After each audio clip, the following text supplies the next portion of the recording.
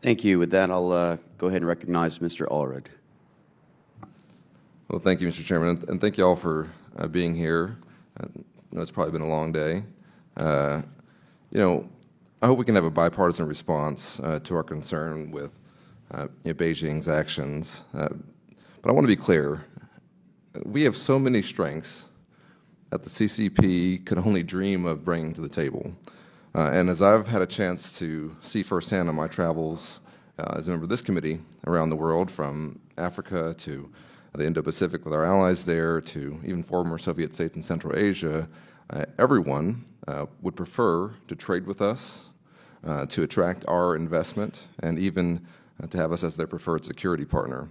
And we need to keep in mind that as this president has made a central focus of his foreign policy, that we're in a global competition, but that we should be confident in our abilities. And I sometimes worry that some of these discussions here make us sound like we're afraid, and I think we have nothing to be afraid of. We, in fact, as I said, I think we have real strengths. But I am concerned in particular with the Chinese expansion of their influences in the global south. And wanted to, if I can find the question, ask about our USAID process and timelines. Just give me one sec. This is the problem when you have too many questions and you go at this stage of the hearing. So how do our USAID project timelines, so 5-year projects, 1-year budget planning, compare to the types of investments and projects that are funded by the PRC?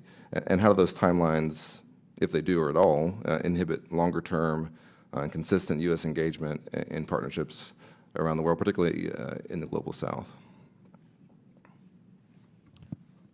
In some significant respects, it does place us at a disadvantage in the sense that our friends in Beijing can, as you pointed out, operate with a long timeline and without the sort of economic and market logic that constrain our activities.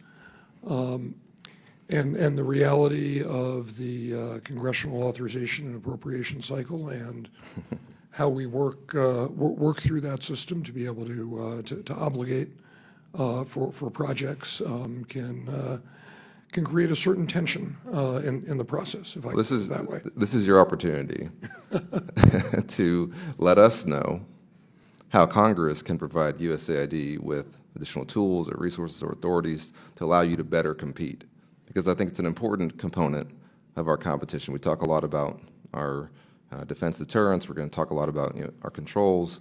But this is one of our most important tools, and everywhere I go, especially in the global south, I hear that we're not doing enough.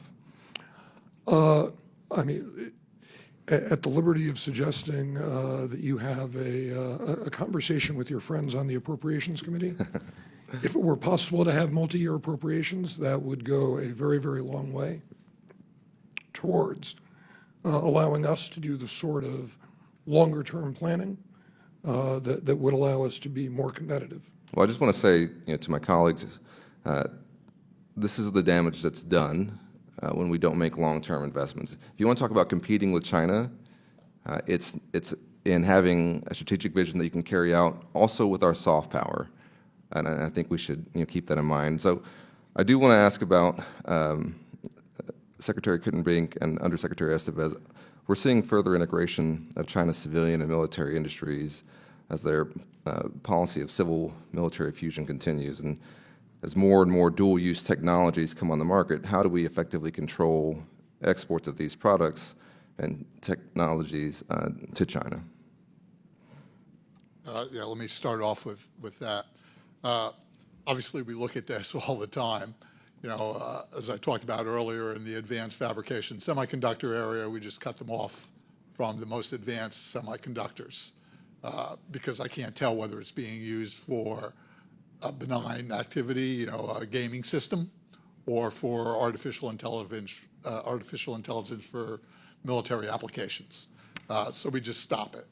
And then after that, it becomes a little bit of like assessing company by company whether we see them facilitating Chinese military use. We'll stop that. Specific technology areas, usually in the advanced technology area. We'll stop that, things around quantum computing, for example. So we have to assess the technology, assess what they're doing with it, and if we're likely using it for those type of applications, we want to ensure that they're not. Yeah, tough to know the difference. You have anything to add, sir? All right. Well, Congressman, I'll just say thank you for the question. Very important. Agree that it's the civil fusion that poses the real threat here. It's why the U.S. government, including my colleagues in Commerce and elsewhere, have taken these targeted steps to prevent China from getting its hands on these technologies that assist its military modernization and which threaten our national interests. Thank you. I yield back. Thank you, Mr. Allred. With that, I will recognize